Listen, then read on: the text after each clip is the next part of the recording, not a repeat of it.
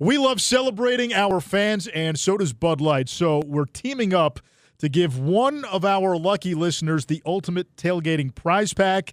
It is the Panthers Bud Light tin tacker behind us. That big thing right there, that's kind of cool. Yeah, it might not be available for anybody else once this is over. Little man cave signage if you need it. It will be paired with some co-branded merch fit for any Panthers fan. Use the link in the podcast description to enter for your chance to win. The grand prize winner will be announced during the Panthers draft show. That is on April 24th, day one of the draft. You don't want to miss it. Entrants must be 21 or older to be eligible.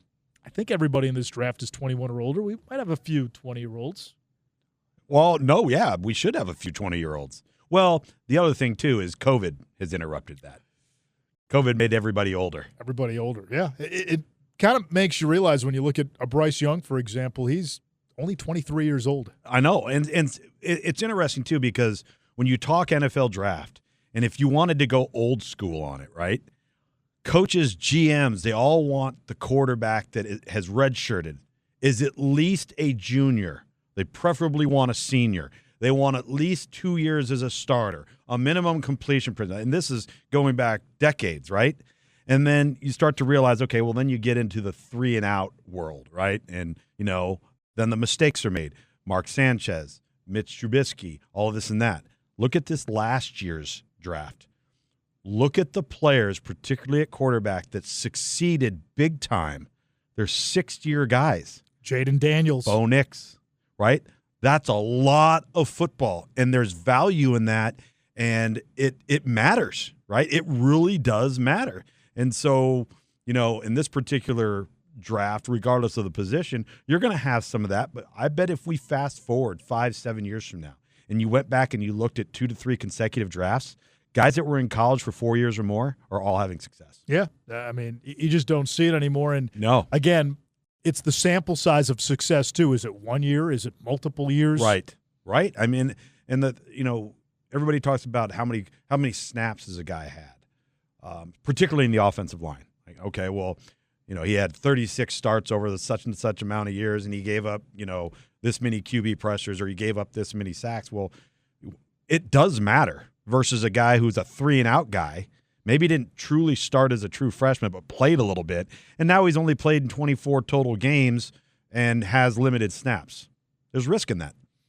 Anish Shroff, Tom Luginbill, we have gone through all the position groups of interest to the Carolina Panthers leading up to this draft. We're going to step back and look at this draft holistically. And the one position group we haven't touched, and for obvious reasons, the Panthers are not in the market for a quarterback. Bryce Young finished strong in 2024. He's the guy going into 2025. Andy Dalton was brought back. Most teams only roster 2 active quarterbacks, so they're not looking to draft a third guy. However, the quarterback market is one to watch for the draft and where the Panthers draft and what their options are, because if a couple of more quarterbacks start to get first-round buzz, that gives Carolina options with the number 8 pick. I think right now the prevailing sentiment is Shedeur Sanders and Cam Ward will be off the board before number 8. Yep. When I was at the Combine in Indy, the name that was generating a ton of buzz was Jackson Dart, quarterback at Ole Miss. Yes. Let's say Jackson Dart starts to creep up these draft boards and even creep into the top 10.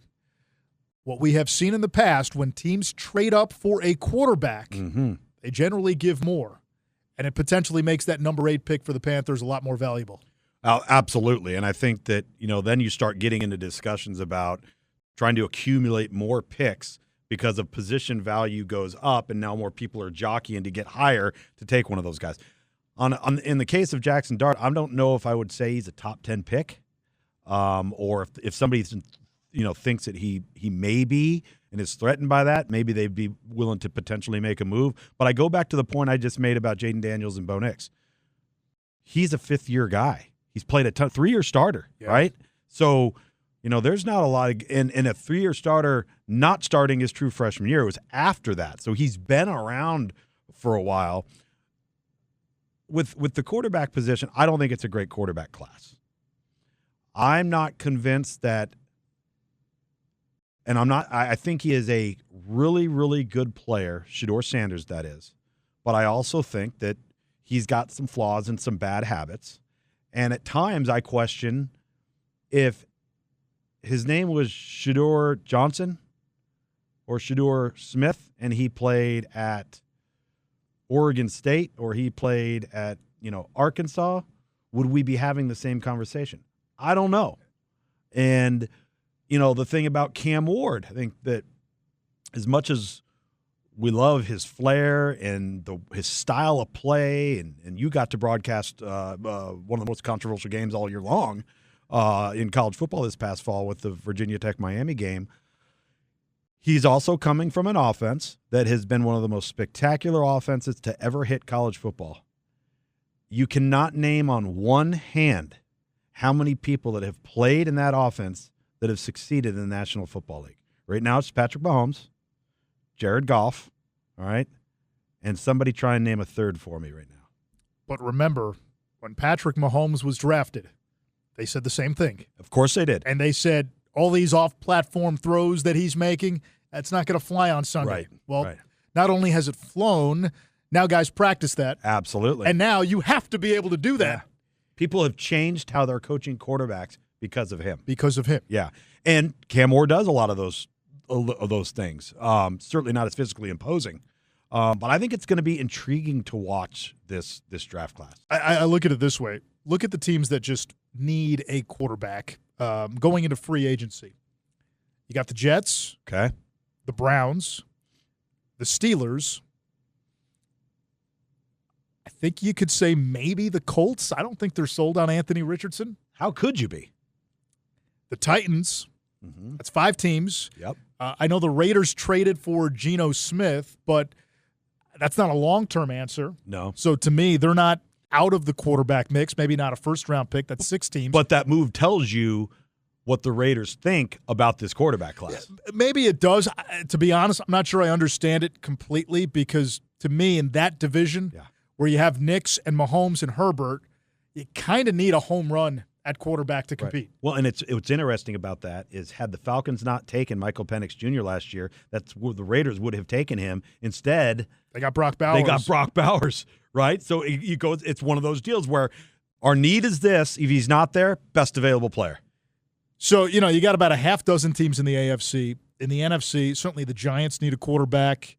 In the NFC North, Chicago set, Detroit set, Green Bay set.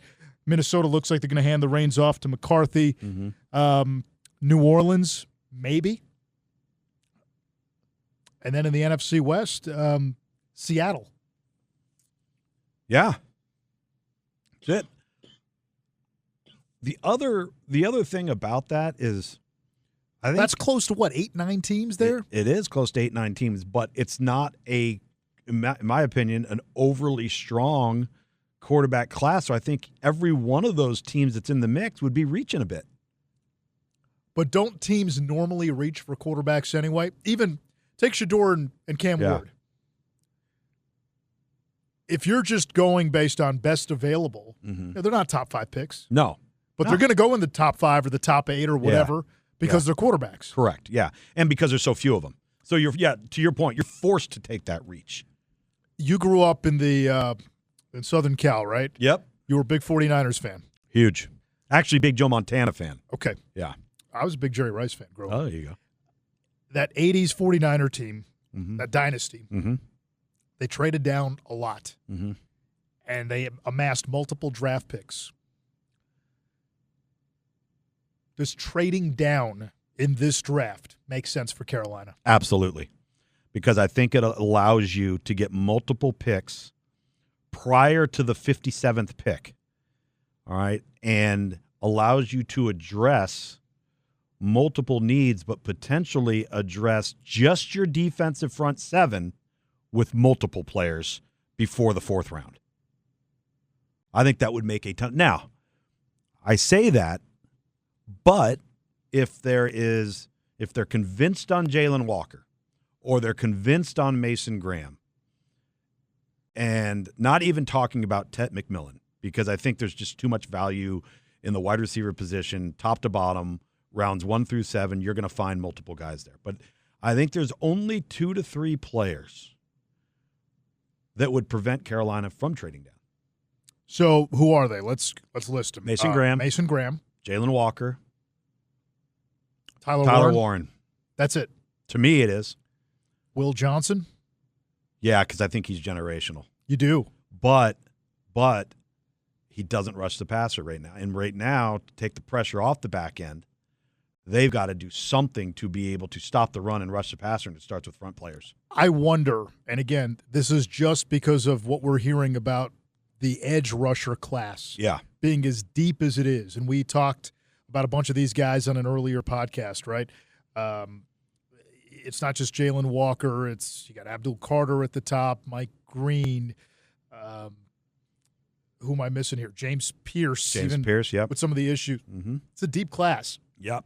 And you might be able to get guys later in the draft, too. You know, again, not everyone created equally. APR out of Virginia Tech, Azaraku out of BC, even some interior linemen like a guy like a Walter Nolan. Yeah. You know, you got some pieces there in the front at edge on the defensive line. You might be able to get outside of round 1. I wonder if that changes how you approach the draft, saying, yeah, we know we need an edge. We know we need more pass rushers to help out Clowney and help out Wanham, keep those guys fresh, but we could still get value in round 2, 3, 4 at edge, which usually isn't the case. Correct. But in this draft, it might be. It is, because it's the strongest positional group in the 2025 NFL draft. All shapes and sizes, as you mentioned. Now, there are going to be personnel departments that are going to check guys off their board, not because they don't think they're good football players, but they have very strict, stringent, critical factors that have to be checked. Like, there are going to be teams that will not take a defensive end if his arm isn't a certain length or his height isn't a certain height. That's the makeup of their personnel department and the type of player that they're looking for. So can that hinder you a little bit in those later rounds? Yeah, it probably could if you're one of those teams that's going to do that.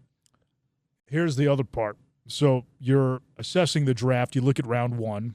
I think most teams are looking for, at minimum, a starter. You're picking in the top 10. You want a guy who's a future Pro Bowler. Yeah. You get to round 2. Starter with upside? What's kind of the barometer in round 2?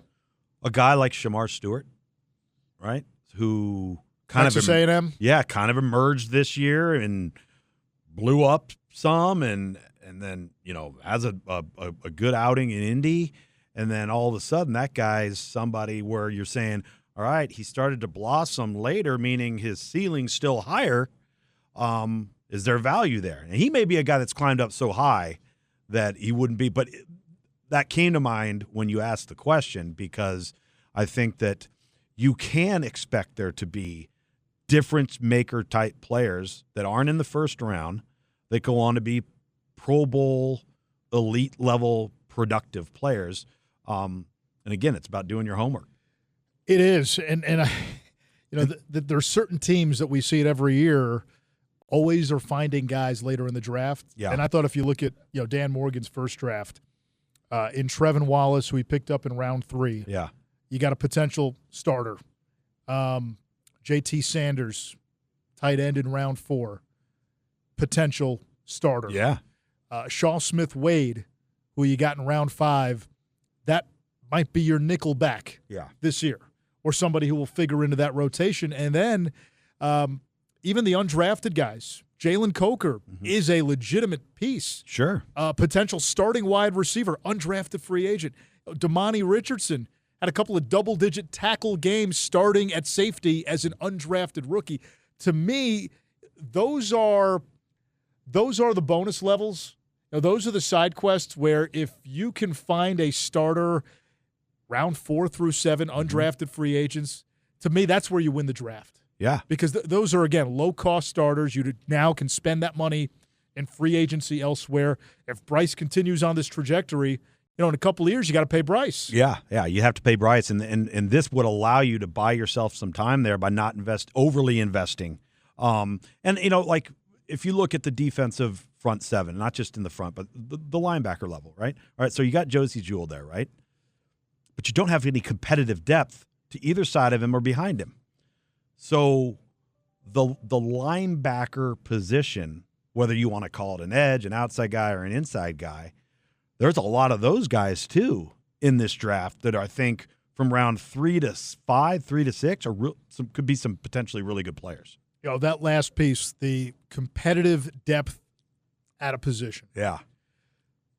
In a league where I think the shelf life sometimes is shorter than we even think it is for a player, the best team seem to always have that. They like it's a next man up. Like take the Ravens, you know, you can let a Roquan Smith go. Mm-hmm. You're fine. Patrick Queen. Okay, we got Kyle Hamilton. Yeah. And you know how you do that? You do that by making good decisions round 4 through 7, because those are low cost, potentially great players. And to be honest, it kind of goes back to the whole Belichick Patriots model.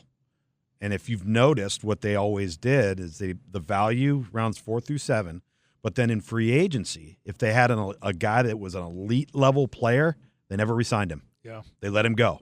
They are always looking for the guy that's one contract removed from that, right? And that's kind of the free agency is their version of rounds 4 through 7.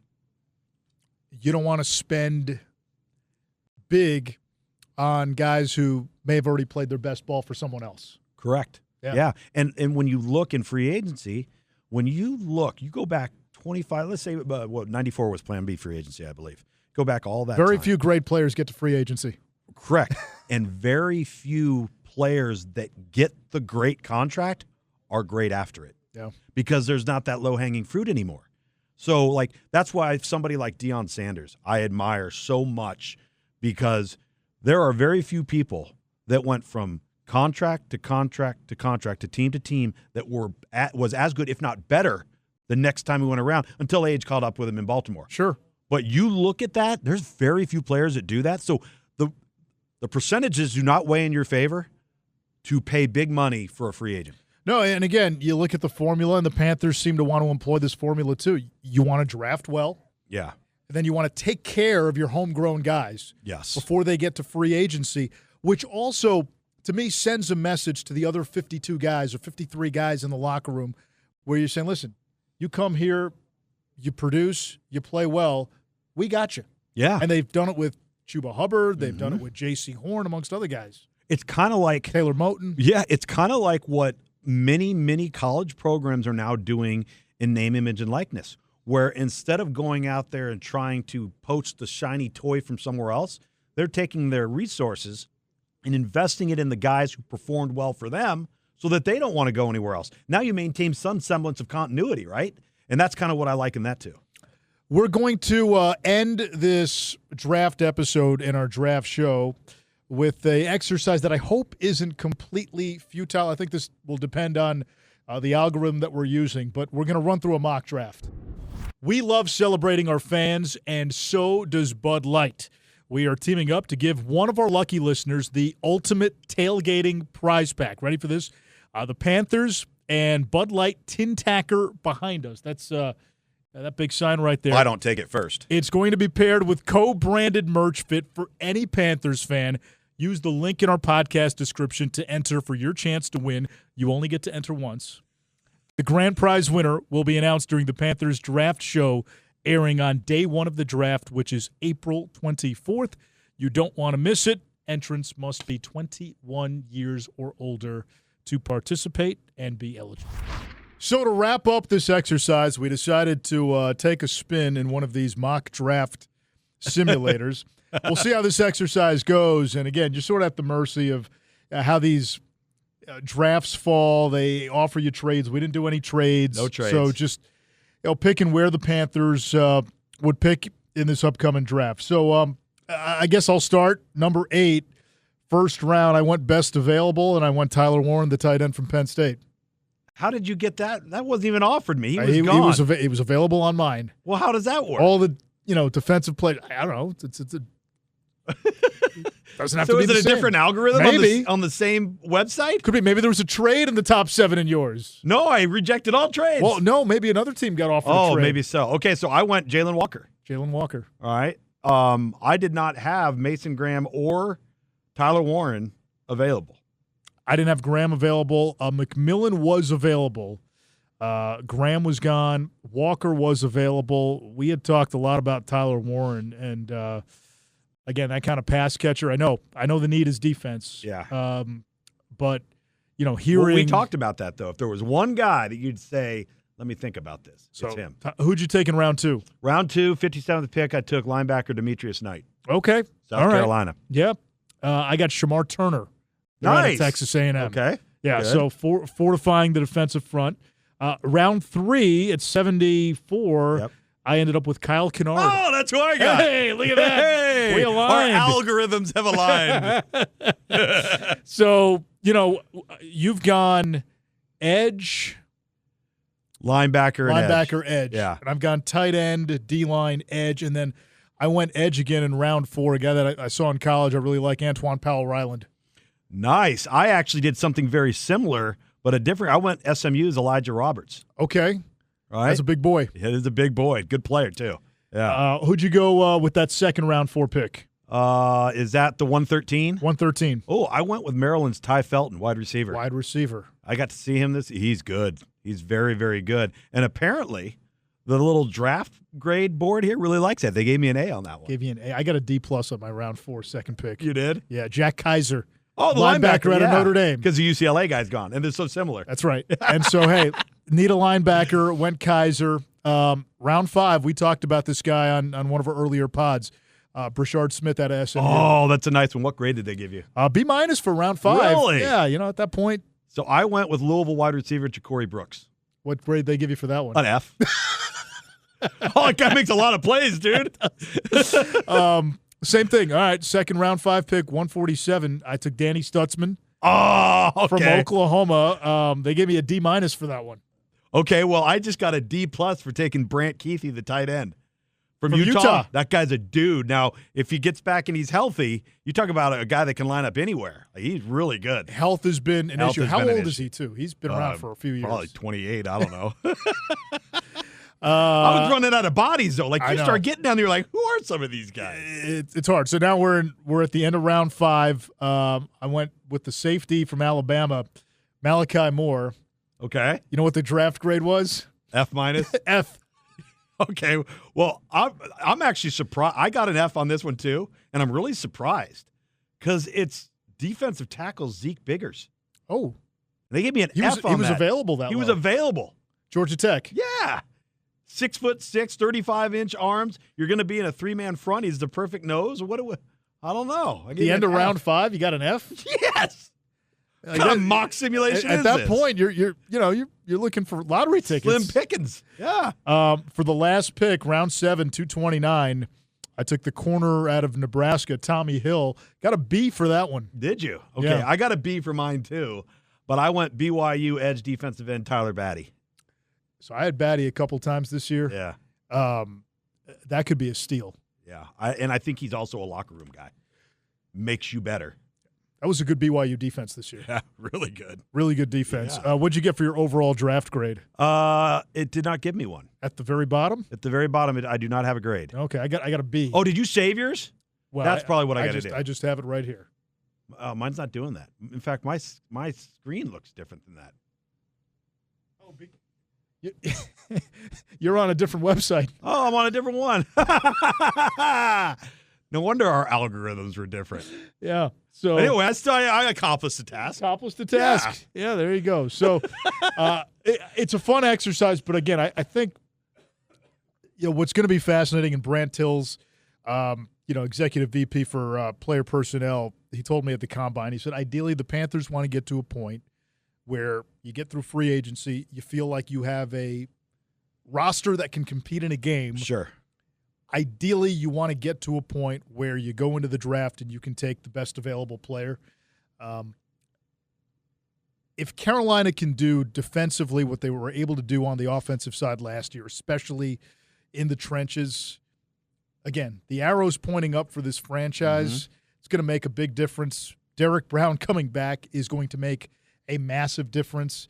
And this is on Dan Morgan and Dave Canales and this front office to continue to build this culture, which, again, showed a lot of promise in year one of this new regime. Yeah, and I think, once you get the core nucleus, which is what they're referencing. Nucleus, yes, in place. Once that, then it's plugging a little piece of the puzzle here and a piece of the puzzle here. But like you talk about that offensive line, that's now a core nucleus. That's now something that can be built around the edges. And now the next phase is to do the exact same thing to the defensive front. Yeah. And to me, when you have those two units stabilized and when they're strengths, they allow you to mask deficiencies elsewhere. There's no question it's the ultimate cover-up. I mean, and it doesn't matter if it's in the National Football League, college football, going all the way down to high school football. The common denominators amongst championship teams are those things right there. Yep. Copycat League. That was the formula for Philadelphia in 2024. Fun times ahead with the draft approaching for the Carolina Panthers here in 2025.